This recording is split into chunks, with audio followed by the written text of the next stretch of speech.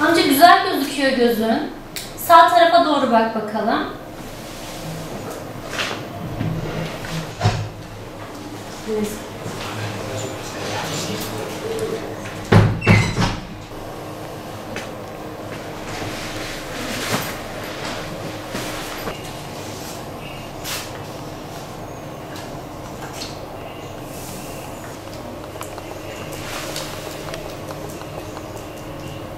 Mutlu ettiği gibi.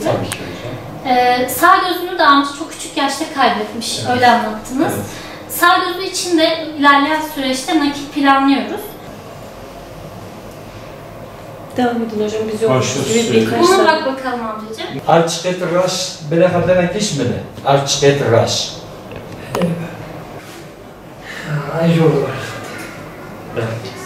Hüseyin Kurt amca Hakkari'de ikamet eden ve 3 sene öncesine kadar zaten tek gözüyle gören bir amca. 64 yaşında çok küçük yaşta sağ gözünü kaybediyor aldığı travmadan sonra. Sol gözünü de 3 sene önce geçirdiği bir keratitten sonra kaybediyor. Yani her iki gözünde de görmesi çok düşük olan, ışığını kaybetmiş bir amca. Dış merkezden tarafımıza yönlendirildi. Amcanın öncelikle daha önceden gören gözü, sol gözünü kornea nakli planladık. Gerekli izinlerimizi aldıktan sonra bakanlıktan kornea talep ettik. Korneamız geldikten sonra nakil işlemini gerçekleştirdik.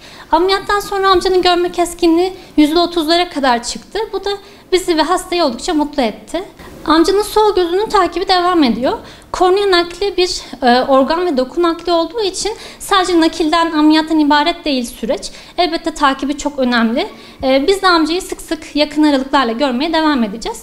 Sağ gözü için de ilerleyen süreçte nakil planlıyoruz. Kornea nakli hastanın görme keskinliği artışı sağlayan önemli bir ameliyat. Yani bu ameliyatlarda hastaların ışığını tekrar kazanması, görme keskinliğinin artması, tekrardan görmeye başlaması mümkün. O yüzden hem insanların bağışta bulunması önemli, hem de bu tarz ameliyatların bizim hastanemizde yapılıyor olduğunu hastalarımızın bilmesi önemli. Çünkü bu tarz ameliyata ihtiyacı olan hastalar çoğu zaman başka merkezlere gitmek durumunda kalıyorlar.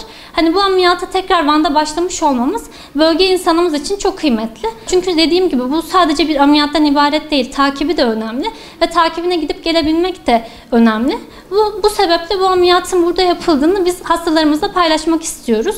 Kornea nakli bekleyen, kornea nakli olmak isteyen, endikasyon olan hastalarımızı hastanemize bekleriz.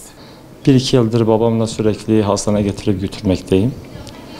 Son zamanlarda Rümeysa Hoca ile tanıştık. Bölge Eğitim Araştırma Hastanesi'nde.